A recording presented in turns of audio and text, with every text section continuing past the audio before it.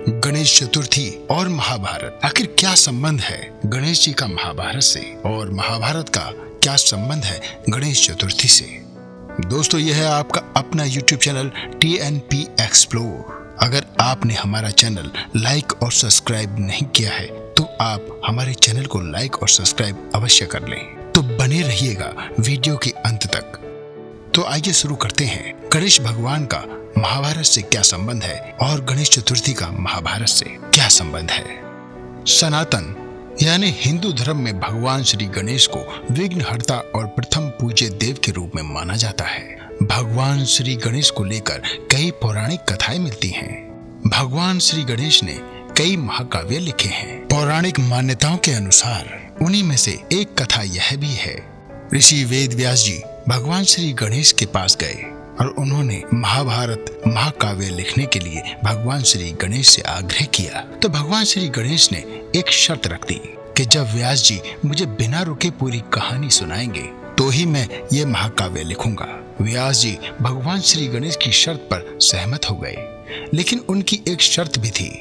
उन्होंने कहा कि भगवान गणेश कथानक या वाक्य को पूरी तरह समझे बिना नहीं लिखेंगे, और गणेश भगवान भी व्यास जी की शर्त पर सहमत हो गए और महाभारत का लेखन शुरू हुआ। महर्षि वेद व्यास भगवान श्री गणेश को महाभारत की कथा सुना रहे थे और गणेश भगवान कथा लिख रहे थे। वेद व्यास जी ने गणेश चतुर्थी के दिन से महाभारत की कथा सुनानी आरंभ की थी और गणेश भगवान लगातार 10 दिन तक कथा लिखते रहे। महर्षि वेद व्यास उन्हें महाभारत की कथा सुना रहे थे।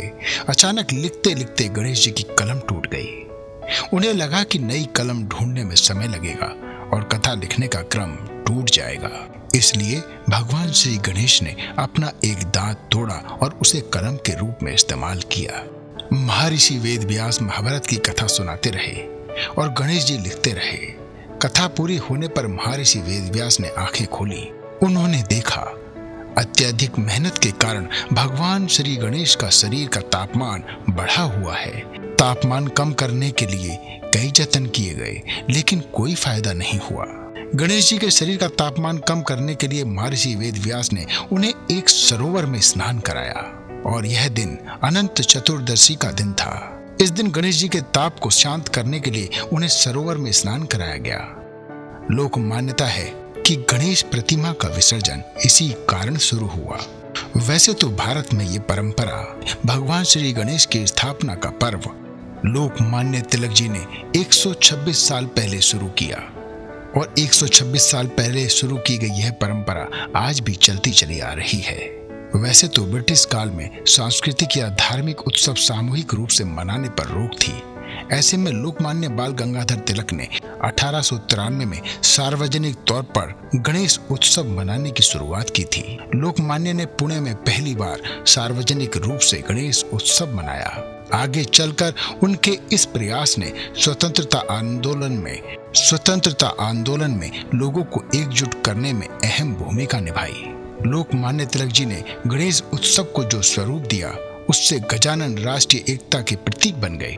इस गणेश उत्सव को छुआछूत दूर करने का, समाज को संगठित करने का एक जरिया बनाया गया और आज भी भगवान श्री गणेश के विसर्जन में और उनके पूजा पाठ और पंडालों में समस्त सनातनी अर्थात सभी हिंदू अपने जाति और धर्म को पीछे छोड़कर एकता के साथ मिलजुल कर इस पर्व को मनाते हैं। और अब देखने में आया है कि आजकल कुछ फिल्मी हस्तियां सनातनी ना होते हुए भी भगवान श्री गणेश की स्थापना अपने घरों में करते हैं, और जो लोग अपने घरों में स्थापना नहीं करते वो अन्य पंडालों में जाकर भगवान श्री गणेश का आशीर्वाद प्राप्त करते हैं। कहीं ना कहीं गणेश उत्सव सर्वधर्म को एक साथ लाने का कार्य भी कर रहा है। आपको बताते चले कि हिंदू पौराणिक कथाओं के अनुसार यह भी माना जाता है कि भगवान श्री गणेश का जन्म माघ माह में चतुर्थी के दिन हुआ था। तब से भगवान गणेश के जन्म की तारीख को गणेश चतुर्थी के रूप में मनाना शुरू किया गया और आजकल ये त्योहार हिंदू एवं बहुत से अन्य समुदायों के लोगों द्वारा पूरी दुनिया में मनाया जाता है।